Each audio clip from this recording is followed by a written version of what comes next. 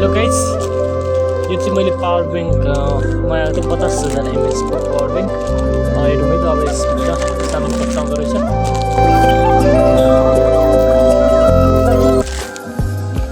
यहाँ देख्न सक्नुहुनेछ यो पावर ब्याङ्क रहेको छ 50,000 mAh को 50,000 mAh को बिग म्याक्स पावर प्लस भनेको छ।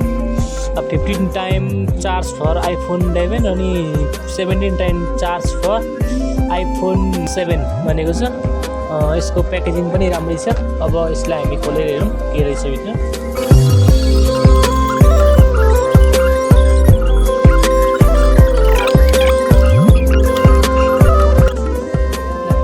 मैले खोलिसकेको छु, अरू केही छैन।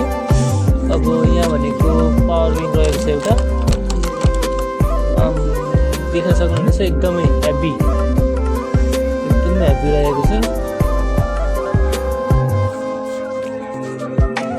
यहाँनिर लेखेको छ 50,000 mAh को पावर ब्याङ्क भनेर लेखेको छ। यहाँ एकचोटि क्लिक गरेपछि यहाँ चार्ज देखायो, चार्ज 65% रहेको छ। डबल क्लिक गरेपछि लाइट बल्छ, फेरि डबल क्लिक गरेपछि लाइट बन्द हुने हुन्छ।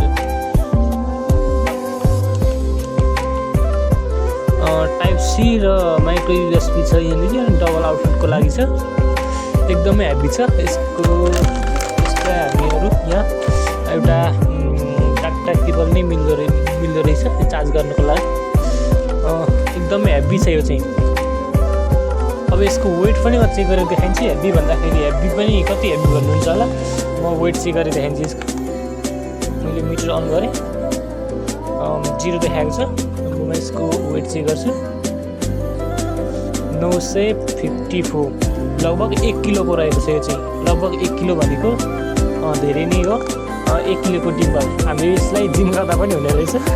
1 किलोको छ। यसको ब्याकअप पनि एकदमै धेरै। यसको बारेमा अरू त्यस्तो खास केही लेखेको छैन। 50,000 mAh भयो,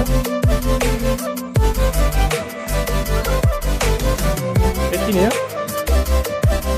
2.1 एम्पियर म्याक्सिमम आउटपुट रहेको छ। आजको भिडियो यति नै। अरू भिडियोमा अरू अनबक्सिङको भिडियो सायद अरू भिडियो पनि लिएर आउँछु।